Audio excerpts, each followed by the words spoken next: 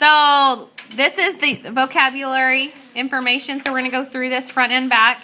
So we're just going to kind of fill in. I left some words open and we're going to talk about them as we go through. So like the first one, a ratio.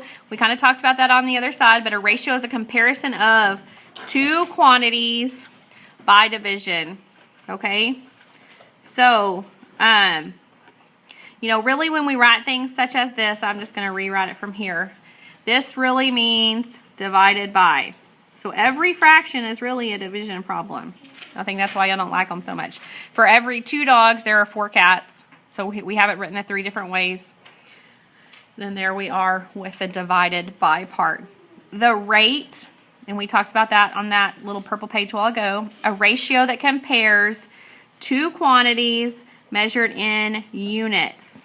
So the units could be a unit rate, or like this one is cents. A can of corn costs 72 cents for 12 ounces, so the rate would be cents to ounces. Okay, so you write it as a rate that way.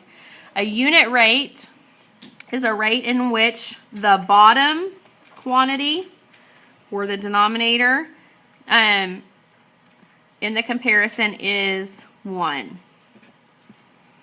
Okay, so the bottom quantity is 1. Proportion, an equation that states that 2 ratios are equal. Okay, so we're going to write the example down here. We're going to say 3/5 equals 6/10.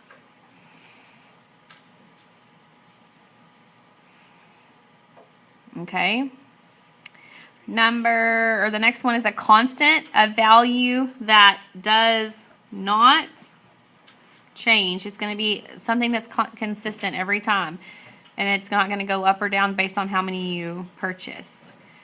And then when buying a gallon or a gas, the constant would be the cost of the price per gallon. We talked about that a while ago. Okay, scaling up, and I don't know if you've heard scaling up. I use scaling up, and it's kind of in the Teague's wording, but it's the scale used to enlarge similar figures. So right here, we have these 2 circles. The radius on the first circle is 2. The radius on the second circle is 6. So this one is bigger. Well, how much bigger? It's 3 times bigger. So we would scale up by 3. So times 3. Okay. Scaling down, the scale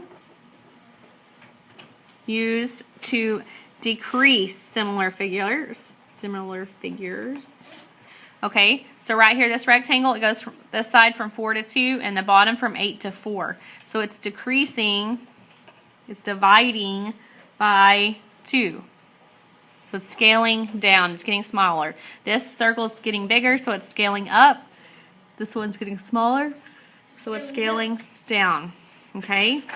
And then constant proportionality, the best definition on here. Constant proportionality, a constant ratio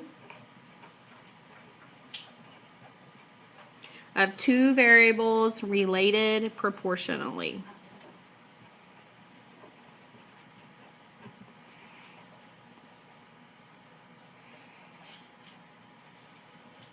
Okay, so this could be, a constant proportionality could be your price per gallon. So like the price is $2.49, your constant of proportionality is $2.49. Okay, because that's how much per gallon it would be. Okay, flipping over to the back, it does give you some other examples. So like 1/10, 2/10, 3/10, 3/30, 4/40. So 1/10, 2/20, 3/30, 4/40. They all reduce to the same thing, so that would be a constant of proportionality. Percent increase, a percent increase describing a change in a quantity. Okay. And then, for example, the price of an item increases from 8 to 12. The amount of increase is $4, and the percent of increase is 4/8, which is 50%. Okay, so it went from 8 to 12, so it went up, so that's a percent increase. Okay, this one's a percent decrease. A percent decrease describes a change in quantity. An item costs $8 is marked down to $6. The amount of the decrease is $2, and the percent is 2/8, which is 25%. We could see this in business all the time. You know, something on sale is really a percent decrease. Okay, you use percent increases, like if you know anybody that has an online boutique or something, people buy things at a certain price and mark them up. And so they use a percentage generally on their cost, and it's a percent increased. Okay, we should also have seen this percent proportion, the is over of, and the part over whole, percent over 100. Should be a little bit of a review. And then we're going to review this little picture and put some things with it. So this is just a picture, and it's talking about monkeys and bananas. So part-to-part examples. Monkeys to bananas. Monkeys is $4. I mean, not dollars. 4 monkeys to 5 bananas. So we can write it 3 different ways. We can write it with a colon, with the word, as a fraction. Okay? And then bananas to monkeys would be just the reversal, right? With a colon, with the words, with the fraction. Okay? And then part to whole. I'm sorry I didn't scoot this over. I didn't check it when I printed it, I guess. Part to whole example. So like monkeys to total, there's 4 monkeys to a total of 9 things.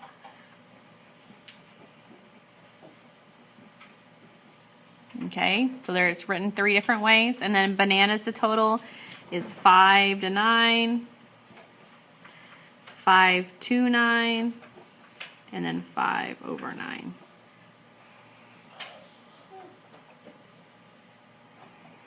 Okay. So when we are dealing with different types of proportions, it's best to set it up. So we're going to talk about this. I like this for just regular proportions.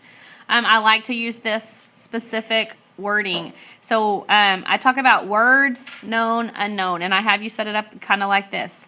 So the ratio at the China Springs Zoo was 4 monkeys for every 5 bananas. If the zoo ended up with 12 monkeys, how many bananas did they need? Okay, so our words would be monkeys to bananas. And then we would set it equal to 4 to 5, because we know that there's 4 monkeys and that there's 5 bananas, right? So if we had 12 monkeys, then we have X amount of bananas. Well, I can see that I can scale up here times 3, right? So if that's times 3, then this is times 3, and 5 times 3 is 15.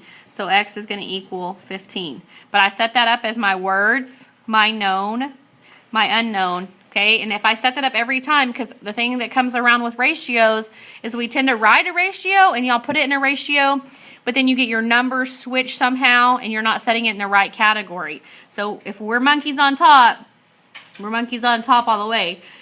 If we're bananas on top, we could have wrote it bananas to monkeys. We could have said 5 to 4 is X to 12, and that's okay. But as long as you do it, you need to do it consistently.